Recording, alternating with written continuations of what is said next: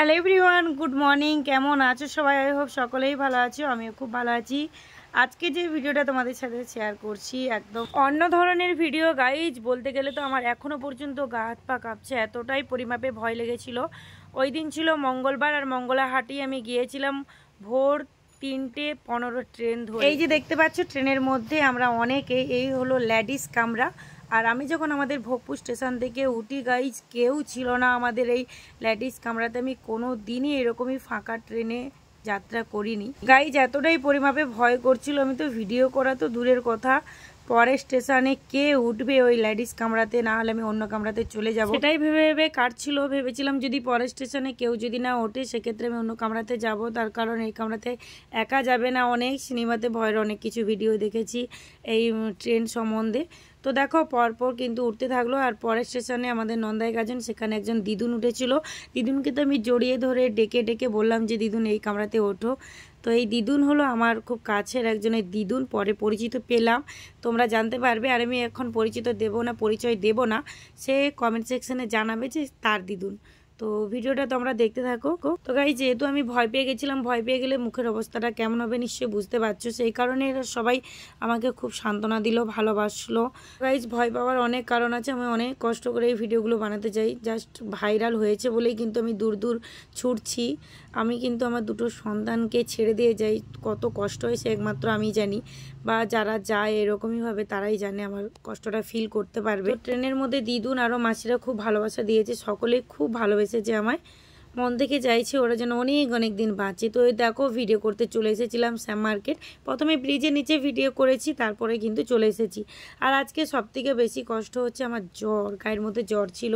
আর বনুও এদিকে আসেনি, কারণ বনুরও শরীর খারাপ। আর আমি হয়তো মার্কেটে আসতাম না, আগের মার্কেটে আসিনি, যার জন্য আসার দোকানের অনেক জিনিসপত্র শেষ হয়ে গেছিলো, অনেক অর্ডারও নিয়েছিলাম, তো সেই কারণে আসতেই হবে। খুব তাড়াতাড়ি শাড়ি কালেক্ট করেছি, তার কারণ আমি ওই গ্যালোপিন ট্রেনটা ধরেই বাড়ি যাব, খুব তাড়াতাড়ি ট্রেনটা যায়। তো তোমরা যারা খুব দূর দূর থেকে এইসব মার্কেটে আসো খুব সাবধানে আসবে, সাথে যদি কাউকে নিয়ে আসতে পারো আরো ভালো। একা আসলে খুব সাবধানে আসবে, আমার মতো যদি লেডিস কামরাতে কেউ না থাকে অন্য কামরাতে যাত্রা করবে।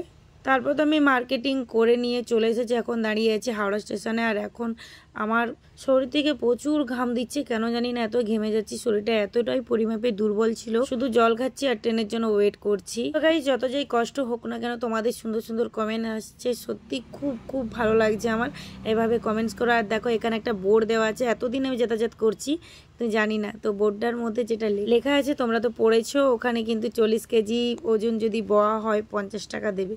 তো আমি চাইছিলাম সত্যি আমাকে যদি কেউ বয়াতেন আমি বয়েই দিতাম। তো এই করতে করতে আমাদের গ্যালোপিন ট্রেন চলে এসেছে, এটা হাওড়া হলদিয়া গ্যালোপিন ট্রেন, খুব দ্রুত যায়। তো দেখো এখন কিন্তু সময় হয়ে গেছে 9:36। তো এবার কিন্তু ট্রেনটা ছেড়ে দিবে, আর খুব তাড়াতাড়ি আমি বাড়ি পৌঁছে যাব।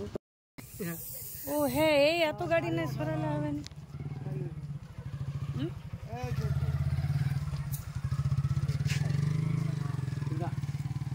এবার আমি চলে এসেছি সাইকেল গ্যারেজে, আর এখানে স্কুটি রেখে গেছিলাম, কাকুকে বললাম ব্যাগটা ভালো করে স্কুটির সামনে বসিয়ে দেওয়ার জন্য, কারণ আমি তো অত বড় ব্যাগটা না স্কুটির সামনে বসাতে পারি না।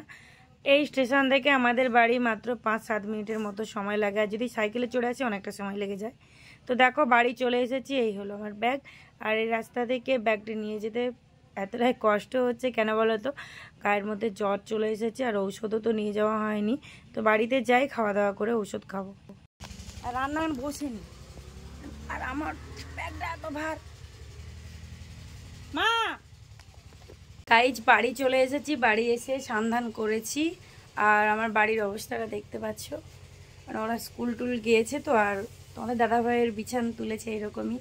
তো যাই হোক এগুলো গোছাবো। আর সেই ভোরবেলা বাড়ি ঝাড়ু দিয়ে গেছিলাম, তো অনেকটা নোংরা হয়ে গেছে।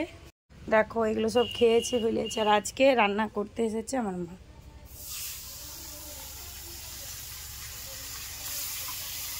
ও মা তুমি বুঝবো, চলো আমি রান্না করতে, তাহলে মশলাটা বেটে লেই জানো। এই যে সমস্ত কিছু মোটামুটি গুছিয়েছি, এবার এখানটায় আমি বসবো, এখানটায় বসে তো জিনিসপত্র বের করব, কারণ আজকে না আমাদের আত্মীয় বাড়ি যাবার কথা আছে, অন্নপ্রাশনে অনুষ্ঠান আছে কালকে, তো সেই জন্য যাব। তো সামনেই, আর আমার তো শরীরটা একদম ভালো নয়, আর আমি এখনও সকাল থেকে কিছুই খাইনি, শুধু জল খেয়েছি। আর তারপরে গ্যালোপিন ট্রেন এসেছিলো, আর ট্রেনের মধ্যে শরীর প্রচুর খারাপ হয়ে গেছিলো।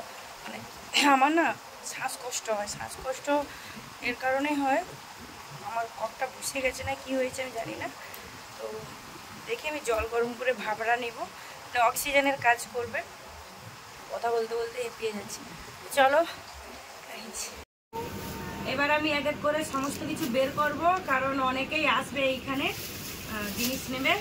তো তোমাদেরকেও দেখাবো কি কি নিয়ে এসেছি। তোমরা তো অনেকেই জানতে চাইছিলে মহারানী শাড়ি কি প্রাইসের মধ্যে নিয়ে এসেছি। আজকে মহারানী শাড়িও নিয়ে এসেছি, আর এমনি নর্মাল সুতির শাড়িও নিয়ে এসেছি। এই যে শাড়ি, সুতির শাড়ি এইগুলো নিয়ে এসেছি। আর মহারানী শাড়ি, মহারানী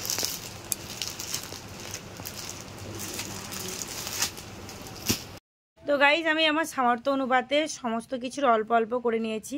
আর অল্প অল্প বলতে তো দু একটা দেবে না, দেখতে পাচ্ছ বান্ডেল বান্ডেলই নিয়ে এসেছি। তো আজকে যারা অর্ডার দিয়েছিল তাদেরকে ডেকেছি, তারা বাড়িতে আসবে। আর আজকে তো দোকান খুলবো না, সেই কারণে যারা অর্ডার দিয়েছিল তারা বাড়ি থেকেই নিয়ে চলে যাবে। আর আমি তো আত্মীয় বাড়িতে যাব, সেই কারণে আর আমি থাকবো না, কারণ আমার ব্যবসাটা আছে। তো চলো, ভিডিওটা যদি ভালো লাগে অবশ্যই লাইক শেয়ার কমেন্ট করে দিও। সকলেই কমেন্ট করছো সুন্দর সুন্দর, সকলকে অনেক অনেক থ্যাঙ্কস। টাটা।